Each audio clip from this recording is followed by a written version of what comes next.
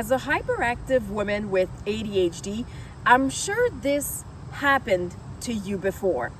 You are doing something and suddenly you realize there's a piece missing to the puzzle that is going to simplify and make easier what you're doing. And you purchase something on impulse that you're convinced in the moment that it's going to make a huge difference. That's a form of impulsive spending we don't hear a lot about.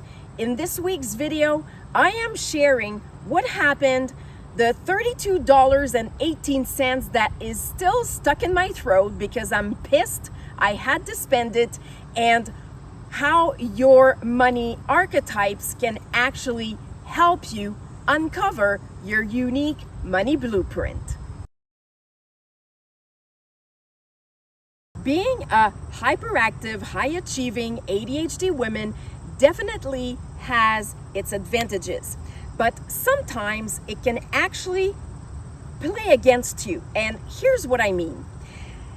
We do things fast and we actually get a lot done in a short amount of time, but doing things at fast pace also is something that can actually fuel impulsive spending. Sometimes we need to give ourselves the space to look at what the options are so that we don't decide something on impulse that is going to end up costing us money that we really didn't need to or have to spend. But like in anything, it wasn't all negative.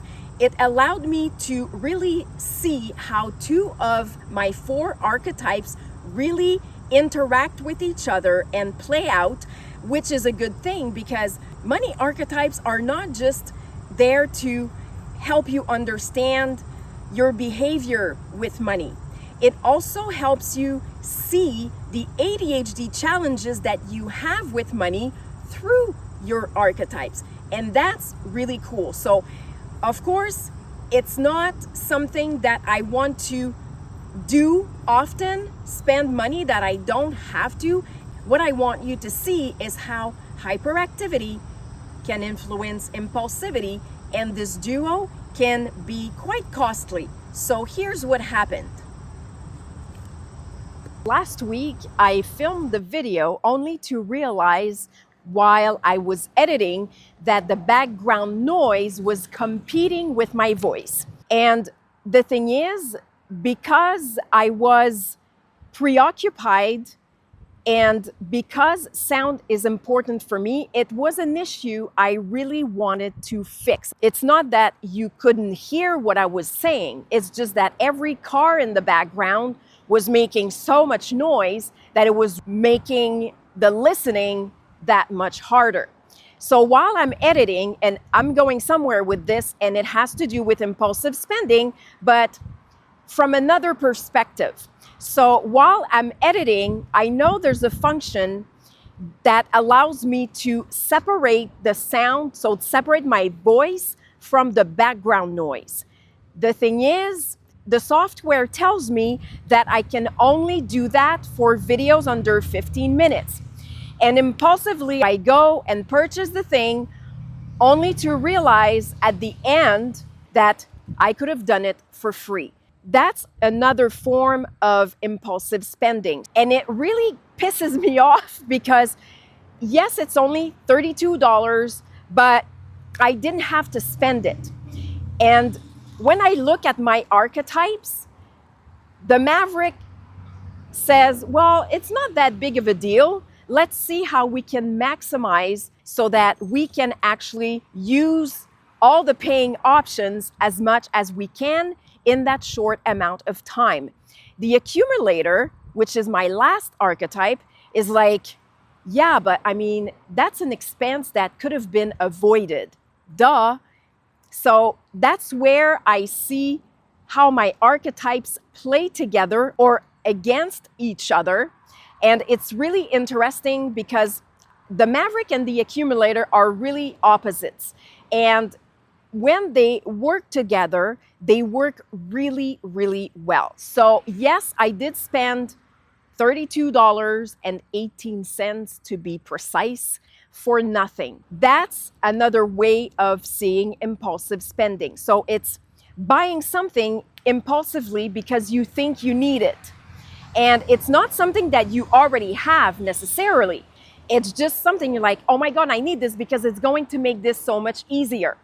Well, not all the time. Something that I am working on behind the scenes, it doesn't involve the money archetypes, but it surely is something that is simple, that doesn't take much time, and it's a gamified experience because I know that gamification works really well for ADHD brains. If you want to know more, and of course, be on the interest list so you get all the details and you're the first to get them, make sure you click the link in the description below this video.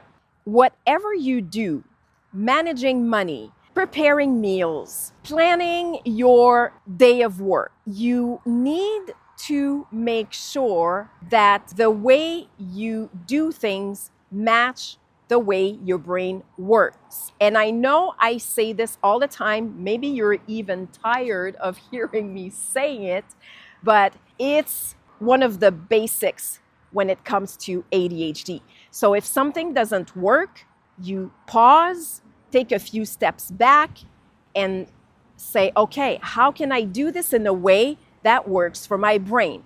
What's going to happen is that you're going to spend a lot less energy trying to pay attention, focus, and what you're working on is going to be a lot easier.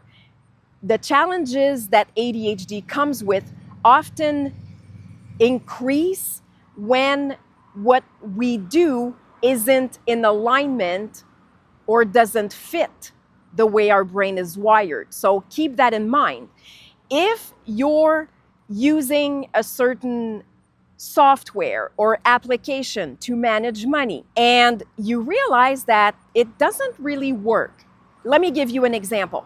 A while back, I listened to a podcast episode about money, and there was a 3-month free offer for the app You Need a Budget. So I'm like, okay, great, I'm going to try it. Well, for the life of me, it just didn't work. Every time I went in there were parts of the application that my brain just couldn't figure out.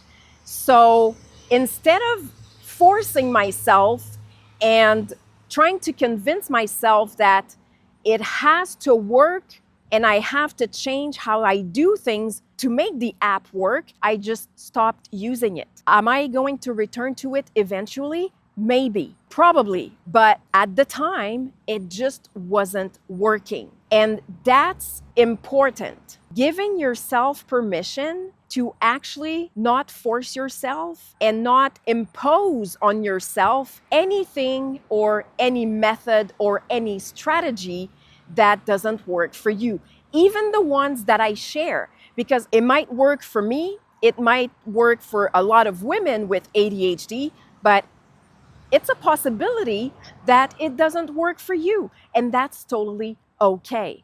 You don't need to try to make it work if it doesn't work. What you can do is tweak it, adjust it, so that it eventually works for you. That's the most important thing. There's one thing I made sure I did right after I purchased that monthly subscription. I canceled it right away. Why? Well, the ADHD brain is not going to remember in a few weeks to go cancel it. So I'm not going to have to worry about paying another $32 for nothing, and then another one, and another one. And that's the thing. Those subscriptions that we forget, though, especially the annual renewals, they're killers. So by canceling it right away, I don't have to worry about it, and I'm very happy about that. Another thing that I know is who made the decision to buy the monthly subscription. Like, who in my 3 archetypes went fast and just made the transaction without thinking, and that's definitely the maverick. Because the maverick in the 8 archetypes is one of the impulsive, if not the most impulsive one. So he didn't think twice, made the purchase to only realize afterwards that maybe it wasn't necessary. Money archetypes help you uncover your unique money blueprint. They also allow you to see your ADHD and money challenges. So it's really incredible how accurate they really describe how you behave with money, what your beliefs are, and why you do the things you do. ADHD creates a lot of friction when it comes to money. So you're not bad at managing it. You just have a brain that comes with challenges and needed skills that are not always there to help you.